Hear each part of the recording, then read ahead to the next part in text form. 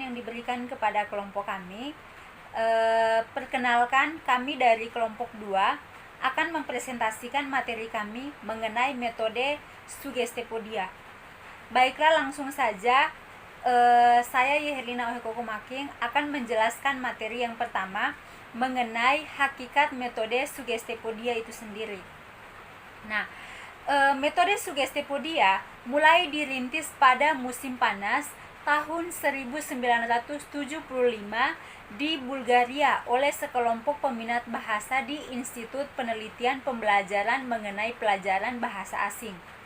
Nah, pada awal pertumbuhannya, Sugestipedia hanya dicobakan di negara-negara Eropa Timur seperti Soviet, Rusia, Jerman Timur, dan juga Hongaria. Nah, metode ini pertama kali dikembangkan oleh Georgi Lozanov, yaitu seorang psikiater dan juga pendidik asal Bulgaria, sehingga metode ini biasa juga disebut dengan The Lozanov Method. Nah, menurut Erna yang mengutip dari Rickards dan juga Rogers, mengatakan bahwa sebagai seorang dokter, psikoterapis, dan juga ahli fisika, Lozanov percaya bahwa teknik-teknik relaksasi atau persantaian dan juga konsentrasi akan menolong para pelajar untuk membuka sumber-sumber bawah sadar mereka dan memperoleh serta menguasai jumlah kosakata yang lebih banyak dan juga struktur-struktur yang lebih mantap daripada yang mungkin pernah mereka pikirkan. Nah, istilah Sugestipedia dianggap sebagai aplikasi dari sugestiologi, yaitu suatu penerapan dari sugesti ke dalam ilmu mendidik. Nah, di Bulgaria dan juga di Uni Soviet telah terdapat institusi yang mengembangkan metode ini, seperti pada Institute of Suggestiology oleh sekelompok peminat pembelajaran bahasa asing yang dipimpin oleh Donald Sulster. Nah, menurut Rickards, Sugestipedia berasal dari kata sugestiologi, yaitu ilmu tentang pengaruh-pengaruh non-rasional pada manusia. Nah, metode ini juga dikenal dengan metode Lozanov atau belajar dan mengajar. Nah, Lozanov percaya bahwa otak atau pikiran manusia mampu memproses sejumlah banyak materi apabila diberikan kondisi yang tepat untuk belajar. Di antaranya adalah dalam kondisi relaksasi atau kesantaian dan pemberian kontrol dan otoritas pada guru.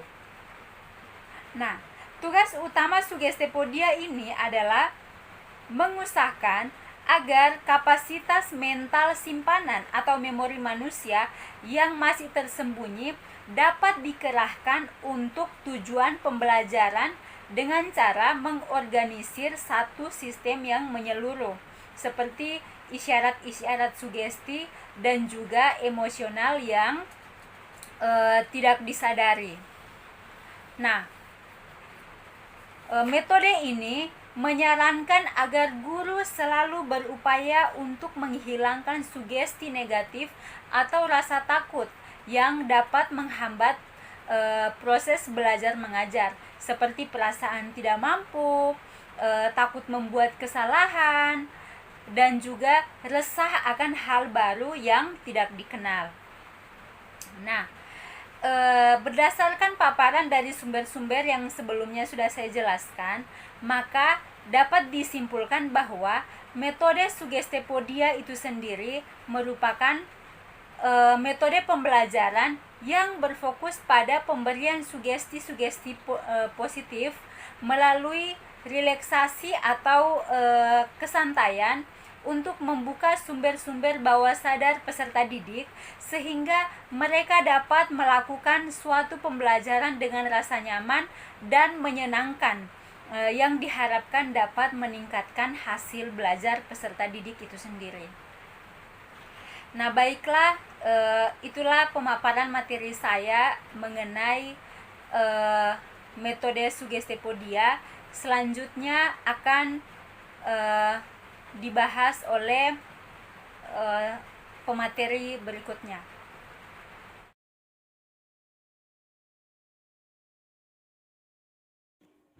Terima kasih atas kesempatan yang diberikan.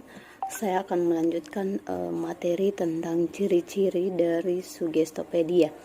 Jadi ciri yang pertama itu adalah lingkungan yang santai serta menyenangkan. Jadi lingkungan yang dimaksud adalah kelas yang digunakan mempunyai perlengkapan yang begitu lengkap dan iringan musik yang sesuai. Jadi dari hal ini kita bisa mendapatkan keuntungan ganda. Jadi siswa bisa memperoleh keterampilan berbahasa dan sekaligus juga siswa dapat menikmati pembelajarannya. Jadi suasana seperti itu didukung lagi oleh intonasi, irama, dan sikap santai yang dapat menghilangkan rasa bosan terhadap latihan yang diberikan oleh gurunya.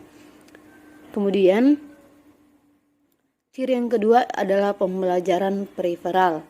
Jadi dalam pembelajaran periferal ini, siswa didorong untuk belajar secara mandiri dari lingkungan yang ada di sekitarnya. Misalnya pada saat mereka belajar kosakata yang sesuai dengan topik dari gambar atau poster yang dipajang di dinding, atau mereka bisa belajar tata bahasa melalui diagram yang dipajang. Selanjutnya dibuatkan kalimat dari kata-kata dan tata bahasa yang mereka pelajari secara tidak langsung. Kemudian ciri yang ketiga ini adalah mengingat informasi lebih baik.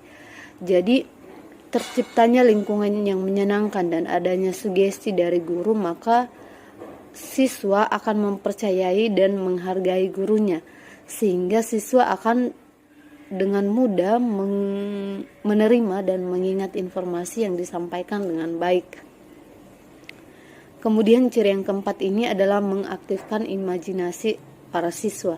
Jadi imajinasi siswa ini perlu ditumbuh kembangkan untuk terus menyalakan antusiasme para siswa dalam mempelajari dunia di sekitarnya. Jadi hal ini merupakan salah satu cara untuk menumbuhkan hasrat belajar sehingga mereka dapat menjadi pembelajaran seumur hidup, seperti yang dikatakan Kelly dalam Hayes pada tahun 2007 di halaman 14. Kemudian ciri yang berikutnya adalah guru meningkatkan kepercayaan para siswa. Jadi guru berupaya meningkatkan kepercayaan pada siswa dan pada dirinya sendiri bahwa mereka ini merupakan para pembelajar yang berhasil. Kemudian ciri yang keenam ini adalah membuat siswa lebih terbuka.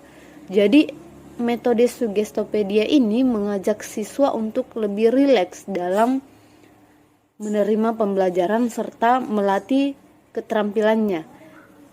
Jadi menurut Norland pada tahun 2016, penggunaan musik dalam kelas menciptakan suasana tenang yang diyakini dapat meningkatkan kemampuan siswa dalam menyerap lebih banyak informasi.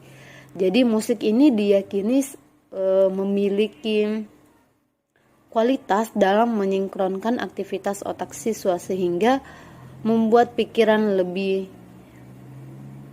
menjadi lebih tenang dan terbuka untuk belajar. Kemudian ciri yang berikutnya ini adalah terarah pada proses komunikasi. Kemudian yang berikutnya ciri yang ke-8 adalah mengintegrasi sugesti-sugesti positif. Jadi guru ini hendaknya mengintegrasikan sugesti-sugesti positif tidak langsung ke dalam situasi pembelajaran. Jadi adapun sugesti positif yang biasa digunakan oleh guru dalam kelas, contohnya yang sangat sering kita gunakan ya, sugesti positif ini, selamat mengerjakan tugas, semoga sukses. Nanti kalian akan merasa bahwa hal ini akan menyenangkan dan menarik. Kemudian contoh lain, kalian pasti suka dengan apa yang dapat kita pelajari pada hari ini. Kemudian ciri yang berikutnya adalah menyajikan dan menjelaskan tata bahasa. Kemudian ciri yang ke-10 ini adalah suasana pseudopasif.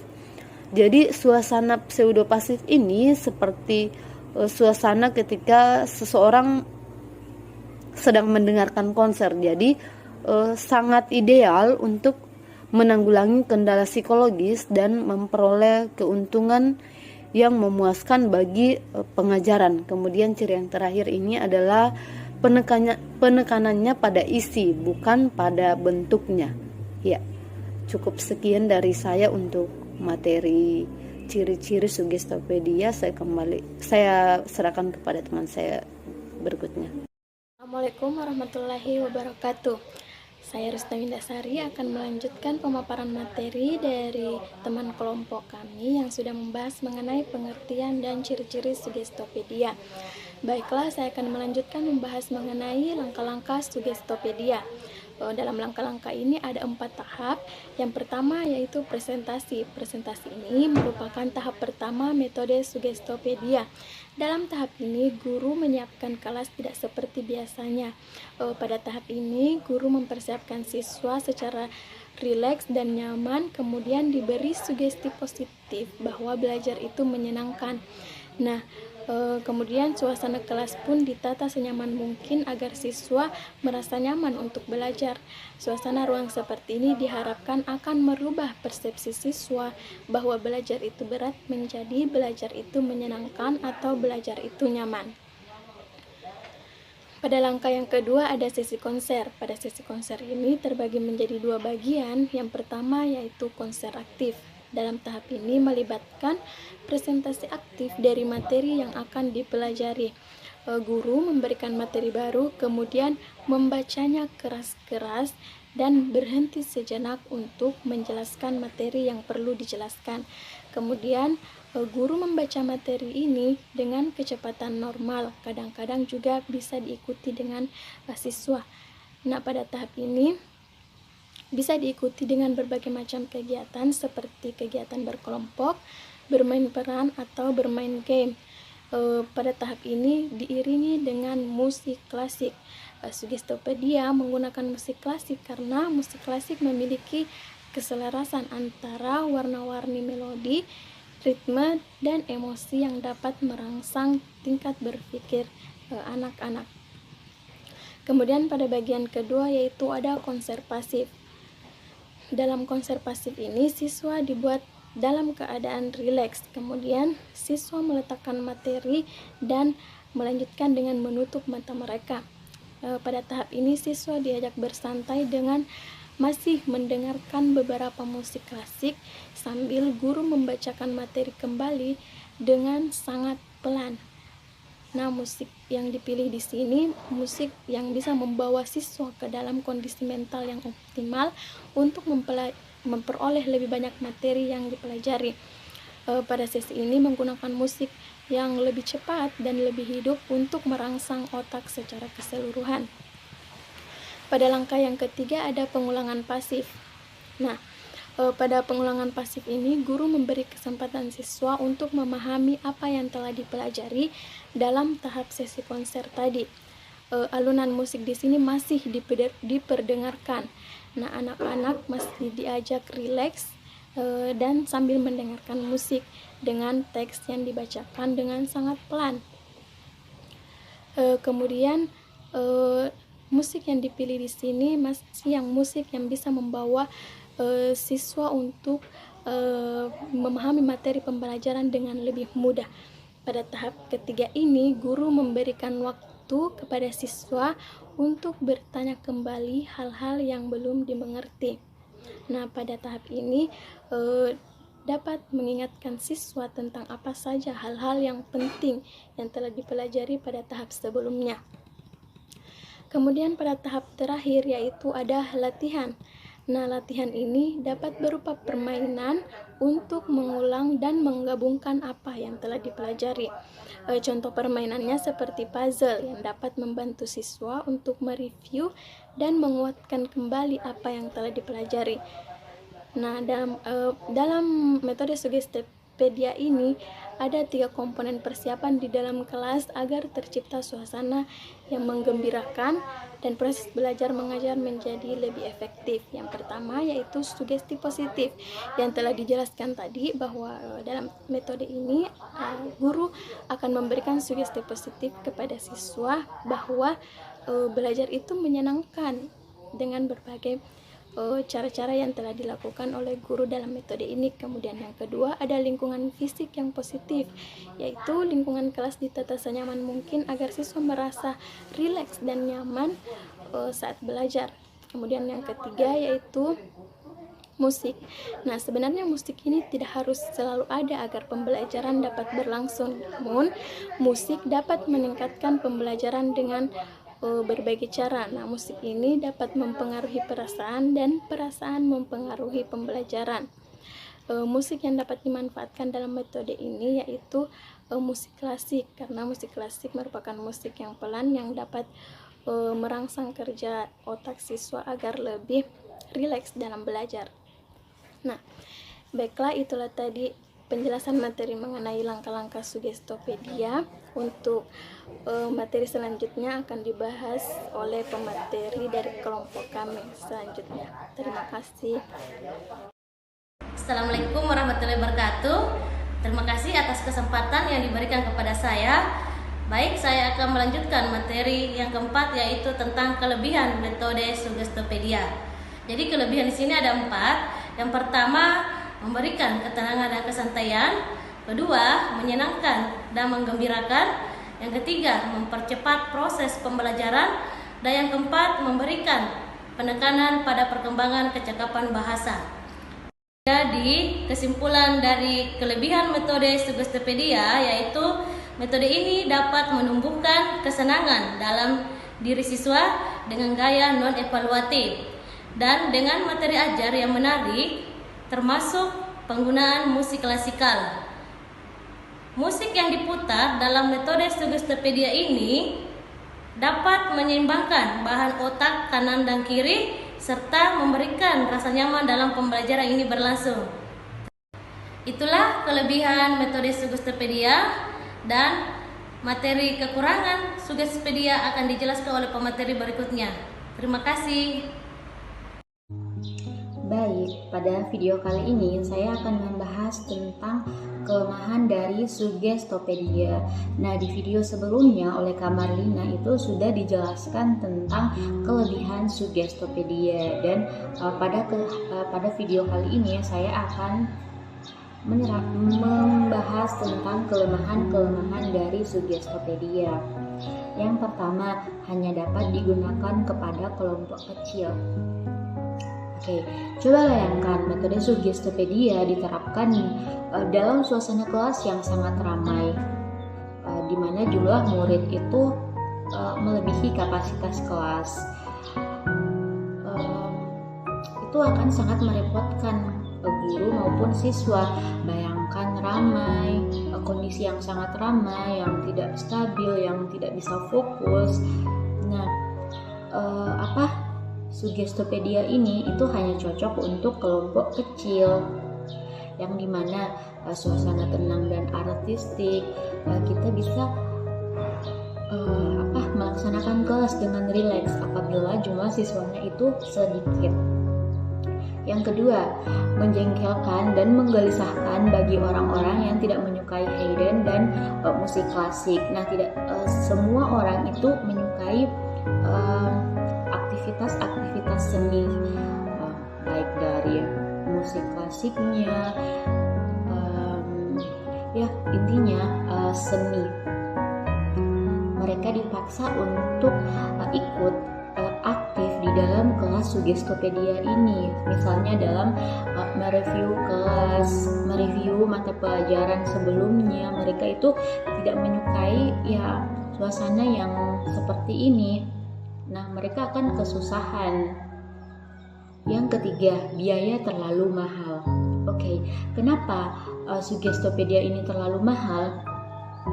Seperti ciri-ciri Sugestopedia yang pernah saya baca itu, suasana kelas itu harus artistik, estetik, homey dan membuat mata siswa itu nyaman. Misalnya cat dindingnya itu harus berwarna yang dapat membuat mata nyaman. Hiasan dan dekorasi kelas itu harus estetik dan membuat siswa yang belajar itu dapat merasa tenang karena suasana yang diciptakan oleh dekorasi kelas ini. Nah, untuk mendekorasi kelas seperti ini itu membutuhkan biaya yang mahal. Coba bayangkan ini diterapkan di Indonesia. Itu mungkin hanya bisa diterapkan oleh sekolah-sekolah internasional. Tapi sekolah-sekolah swasta yang tidak terlalu berkelas, sekolah negeri itu akan kesulitan untuk pada budget. Oke, yang keempat, belum ada ketentuan dan persiapan bagi tingkat menengah dan tingkat lanjutan. Mungkin di sekolah-sekolah dasar guru sudah mencoba menerapkan kelas yang estetik, mulai dari cat dindingnya, poster-poster di dinding itu mereka mencoba membuat mata anak-anak yang masih tahap pertumbuhan dan perkembangan itu merasa nyaman. Tapi di tingkat lanjutan dan tingkat atas itu metode ini belum pernah diterapkan. Oke, mungkin diterapkan di sekolah-sekolah internasional atau sekolah-sekolah swasta mahal. Oke, 5. Untuk pemahaman membaca dan menyimak itu terlalu terbatas. Mengapa? Karena fokus metode ini hanya membuat siswa bagaimana merasa rileks, merasa nyaman di dalam kelas sehingga pelajaran itu masuk. Nah, sebagaimana kita tahu setiap metode itu punya fokus masing-masing. Contohnya metode grammar and translate itu fokusnya mereka itu untuk writing, untuk tata bahasa. Kemudian audiolingual mungkin hanya fokus untuk menyimak dan listening. Kemudian untuk reading, nah ini baru cocok untuk membaca. Kemudian sugestopedia dari namanya saja itu tidak cocok untuk membaca dan menyimak, ya, karena metode ini hanya berupaya membuat bagaimana supaya siswa itu merasa nyaman dalam kelas itu. Suasana dibuat setenang mungkin agar siswa dapat menginput ataupun memberikan output dalam pelajaran itu. Yang terakhir ini, bahan masukan secara pedagogis dipersiapkan terlalu bersifat eksklusif. Oke, mungkin itu saja dari saya. Sekian.